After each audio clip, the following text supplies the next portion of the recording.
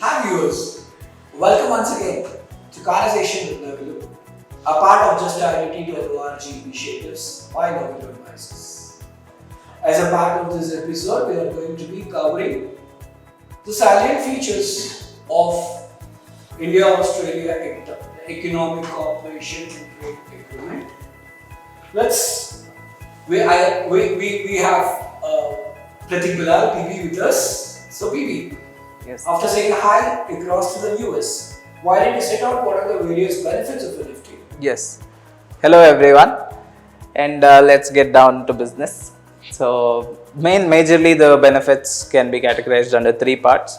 First of which would be the tax cost benefit, tax cost saving, where the BCD waiver is part of the preferential claim under the free trade agreement. Apart from this also there is a promotion of cross-border migration by way of education and work visas, which is given as part of the FTA.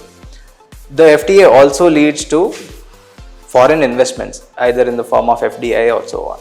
So these are the major benefits of the FTA. Now talking about FTAs, the government will be foregoing a major chunk of its revenue. So Raman, wouldn't you think that that is a fact that each time a country gets into an FTA, the balance of payments with the other party is always in the negative? Yes, India unfortunately has had a slight, getting into the negative zone of the BOP from after signing an FTA perspective. What happens is, while yes, our borders are open and we end up consuming more by way of higher imports leading to a larger outflow of forex, whereas does our exports to those countries commensurately go up is largely open to interpretation. Does it mean we should not opt for an FTA? The answer is a big definitive no. That is not the right approach or the attitude.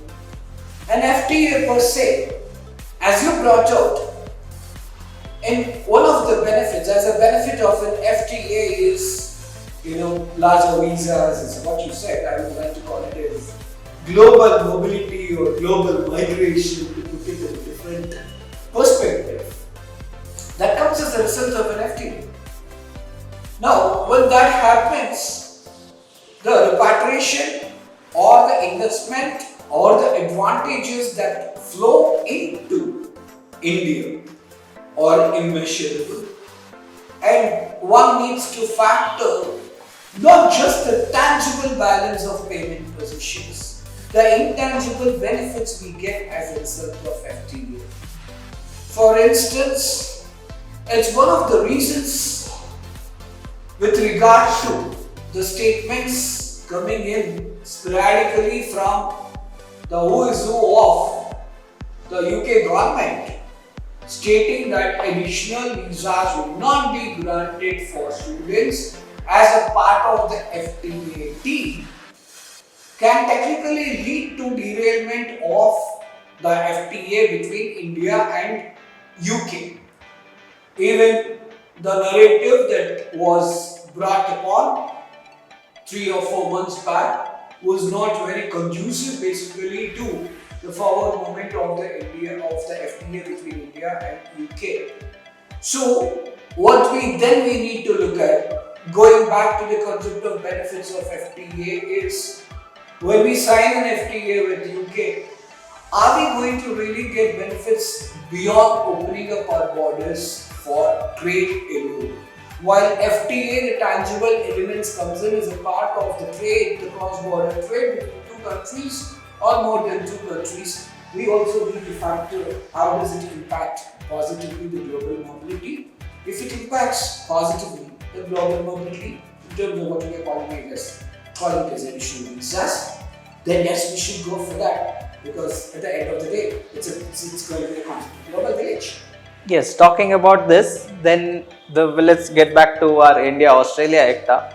Why is it that only an ECTA is signed and not a higher form of an FTA, say a SECA or a SEPA for it then? Okay, that's an interesting question. Again, as we saw in one of our earlier episodes, we were looking at the different kind of FTA, let's say, placed at different spots in a rainbow like spectrum. Lowest among them is MFN, which is unilaterally granted. Highest among them is SECA and SEPA. FTA at times can grow gradually from an early harvest scheme upwards. To ask why ICTA is an FTA and not a SEPA, it is reasonably certain that both the governments are looking at a SEPA-like structure because it has been explicitly laid down at the time of the signing ICTA between the two countries that within a particular time frame, that both the governments are looking at a SEPA or a SEPA-like structure and not just stop with an FTA per se. SEPA needs a lot of discussions. See for instance, the Australian apples are kept away, milk, dairy products are kept away. These are done by both the countries in order to ensure that opening up of a cross-border trade under FTA does not cause a domestic injury. The idea is not to cause domestic injury to the indigenous manufacturers, to the indigenous producers, but at the end of the day, India also needs to have its amazing set of capabilities in terms of make in India and make for the world, for which FTA absolutely is mandated for India to, not only for India to open up to the world, for Indian products to reach the cross-border shores as well. Yes. So talking about this benefits, we are talking about a waiver of BCD. So how is it so different from what we are getting in the advanced license scheme, which is also deals with waiver and reduction, or the manufacturing and other operations in warehousing where the BCD is deferred? So how would it be compared between an FTA and the ADVAL or the EPCG or any such schemes? All I can put it down in one phrase is FTA is no strings attached. So if you look at it from this perspective, let's look at ADVAL. Let's look at EPCG. Let's even look at MOVER for that matter. There is either a BCD exemption or there is a BCD deferment to a later date. But having said that, any of the schemes under foreign trade policy which is brought into place in terms of the Mother Act, mainly the Customs Act, it comes with strings attached in the form of an export obligation.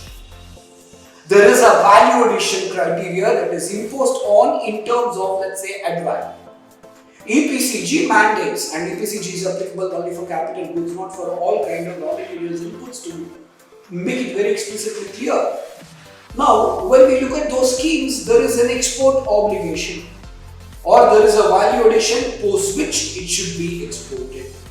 Whether it falls under the pillar of taking the benefits and later exporting, or exporting and later taking the benefits, whichever way it works, there are, let's say, certain amount of conditions and caveats to it. But in the case of an FTA, where is the condition? Where is the caveat? Where are the caveats? The only caveat is what we saw sometime earlier in one of our episodes. It should satisfy the rule of origin criteria. Even if it is going to be a one-time importer who is taking the benefit of an FTA, he has to ensure that the rules of origin criteria are sufficiently satisfied to the satisfaction of Indian Customs Authority. Now, if I am, let's assume, when do I opt for any of the foreign trade policy based benefits?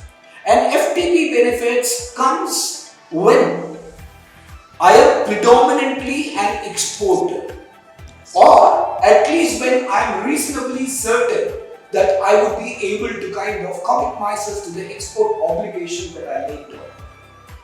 There is no such caveats in the FTA space. Even if I want to do one bill of entry, irrespective of what the value is, as long as I satisfy the conditions of ROO, I can still opt for FTA. And the basic customs duty, which is otherwise a cost to me, stands nullified Anyways, GST is always available to me as a credit which I can set off against whatever else I'm doing as long as I'm in the business of doing something. Yes. Then talking about this waiver of BCD, let us go through the structure of how during an import with an illustration. Let us take through how the taxing is done and what are the various elements. So first, you will have the assessable value during an import. On that assessable value, there is a BCD. Let's take the example of coal, for instance, here, which is at 2.5%, where that comprises of the BCD and the AIDC, which is applicable. So on the assessable value, the BCD and the AIDC is computed. On that tax amount, the social welfare surcharge is calculated at 10%. On this total value of assessable value, AIDC, BCD and the SWS, the IGST is calculated. This IGST, as Raman rightly pointed out, is available as a credit. So that will be the cost to the importer. But most what we see is that not all manufacturing firms or concerns are exporters or importers. They buy it generally from traders. So what happens during that? When we are talking about traders, there will definitely be a trader's margin and there will be the domestic IGST or C plus S GST as well. So what happens when you import under an FTA? So when you do it under an FTA, the BCD and the AIDC is waived. So what happens to the social welfare surcharge? Social welfare surcharge is calculated as a percentage, 10% of the BCD plus the AIDC. So when that is zero, this obviously becomes zero. So that is a direct cost saving, which is a tax cost, which is otherwise a tax cost. Now when we are talking about manufacturers, say for example, everyone uses coal. All manufacturing firms use coal. So when you're talking about a trader's margin, which may be 1 or 2%, but that still might amount to a huge amount when you're calculating that 1 or 2% with the inclusion of the tax cost of BCD and AIDC.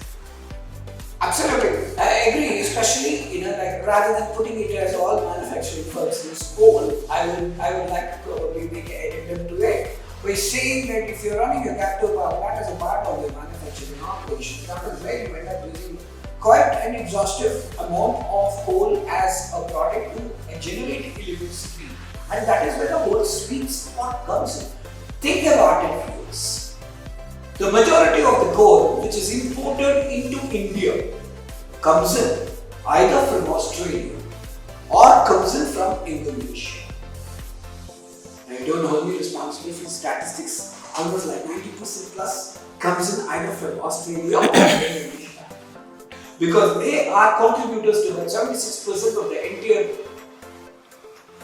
coal exports or coal trade in the world. And 90% comes into India. Whatever that comes into India is paid from Australia or Indonesia. In which case, if you're importing coal in sizable quantity, one, you can get a knockoff of the 2.5% of BCD plus AIDC as PB was talking about.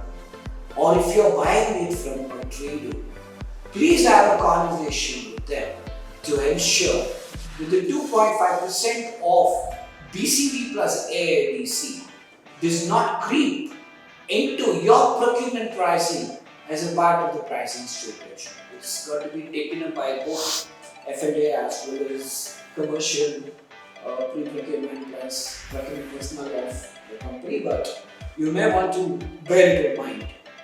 And the same thing holds good typically for coal, for any of the minerals and ores, which India imports. Limestone between India, UAE, SEPA and India, Australia, the majority of limestone is imported from these two countries as well. So it provides for an amazing set of benefits. So yes, I think that's about it. That covers most of our conversation with regard to ECTA. Of course, we have included a lot of other things other than just India and Australia's ECTA. But anyways, I hope you enjoyed it. Please do follow us, check us out. And as Raman always says, get back to us with your feedback or your queries as well. Thank you, viewers. Thank you, one and all.